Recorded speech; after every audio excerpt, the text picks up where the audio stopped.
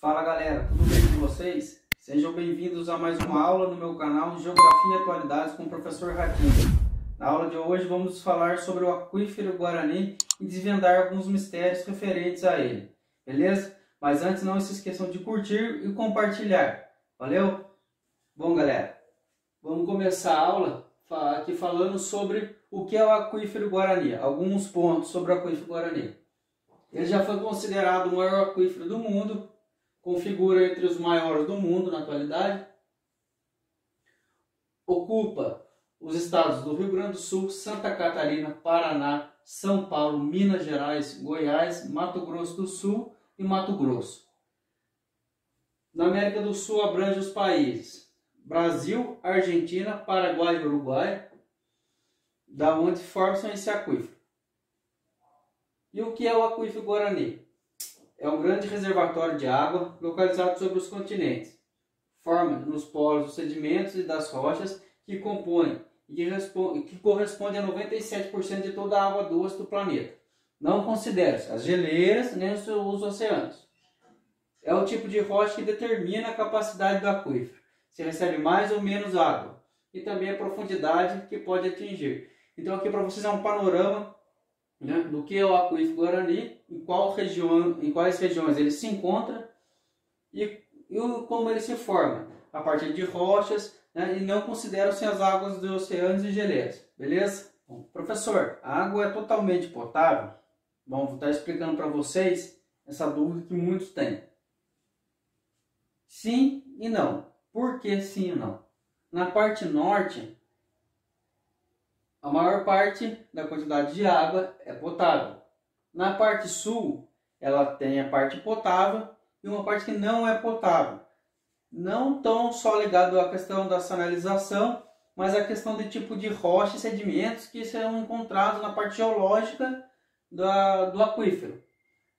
E uma outra coisa que faz a questão da contaminação da água do aquífero é a questão da contaminação por flúor, né? Então é uma outra coisa, um outro tipo de coisa que interfere na qualidade da água. Eu coloquei aqui para vocês que o sistema de aquífero Guarani não é totalmente produtivo em sua extensão. Então quer dizer que em toda a sua extensão, desde lá de Uruguai, Paraguai, Argentina, Uruguai entrando pelo território brasileiro afora, ele não tem toda a sua extensão uma cadeia produtiva de água. E os maiores do mundo? Os maiores do mundo estão na Austrália e no continente africano. Na Austrália é o Great Artesian Basin, que ele tem 1.700.000 km², e o Nubian Sandstone, que liga os territórios do Egito, Chad, Líbia e Sudão. Tem aproximadamente 2 milhões de km². Então, esses dois são os maiores do mundo.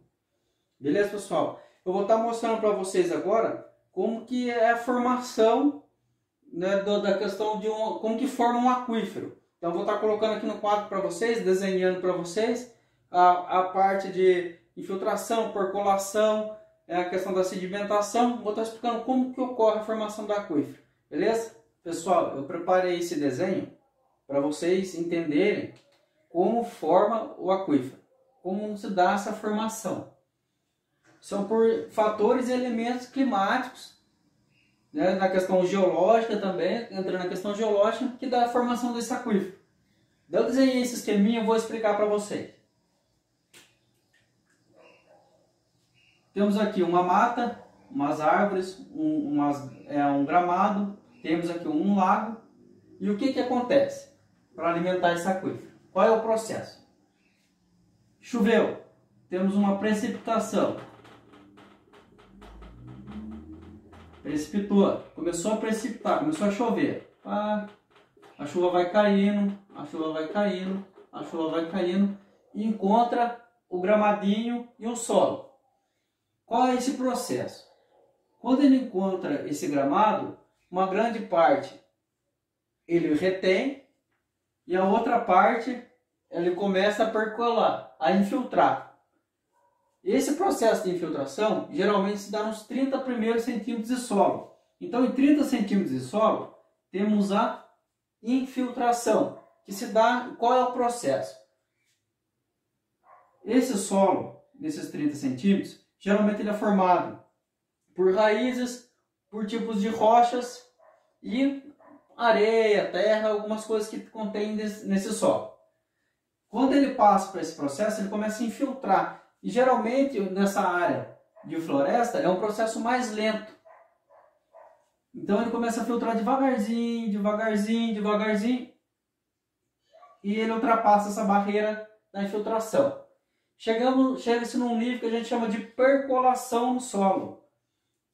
E na geologia, mais para frente, vamos estar vendo esse assunto sobre percolação. Ele encontra um solo um pouco mais rochoso, com menos raízes, um pouco menos de sedimentos de areia, né? Mas contém ainda areia, terra, tipo de solos de terras, algumas coisas, mas mais formado por rochas. Ali ele começa a fazer um trabalho de purificação, que já começou lá em cima da infiltração, mas aqui ele começa a fazer um trabalho de percolação, mais um processo como se fosse um filtro de água, né? Essa água ela começa a ser purificada. E ele vai descendo bem devagarzinho, devagarzinho, vai purificando devagarzinho, até chegar na formação de um espaço de solo, que ele é um pouco mais limpo. Encontra-se rochas também, mas um pouco mais limpo. Onde ele tem um espaço e começa a fazer o que? Essa junção dessa água. Essa água ela começa a juntar e formar o aquífero. Um grande exemplo que eu posso usar para vocês devem ter algum parente, ou avô, ou tio que tem sítio. Lá no sítio, geralmente, antigamente, faziam-se as cacimbas. Ou ainda fazem as cacimbas para pegar água lá no fundo, lá no solo. Então, é todo esse processo. Essa água ela passa por infiltração, ela passa pelo processo de percolação e acha um espaço no solo onde ela começa a armazenar. Por que é importante manter as florestas, a questão das veredas, que são os brejos, bem protegidas? Para poder manter. Porque essa água, se ela for retirada e não tiver um sistema de reposição, ela vai acabar. Então, isso é importante também de preservar. Então, o aquífero também, ele é direto também com a questão de preservação ambiental. A gente vai ver mais para frente, mas está ligado também. Então, um aquífero bem preservado, com a sua mata bem preservada, é um aquífero que vai dar frutos. Melhor, vai dar água. Beleza, pessoal? Então, ficou aqui legalzinho esse esquema aqui para vocês entenderem. Espero que tenham entendido. Se tiver alguma dúvida, podem deixar aí sua pergunta que eu respondo na próxima aula. Pessoal, obrigado por mais essa aula e conto com vocês. Até a próxima. Fiquem com Deus.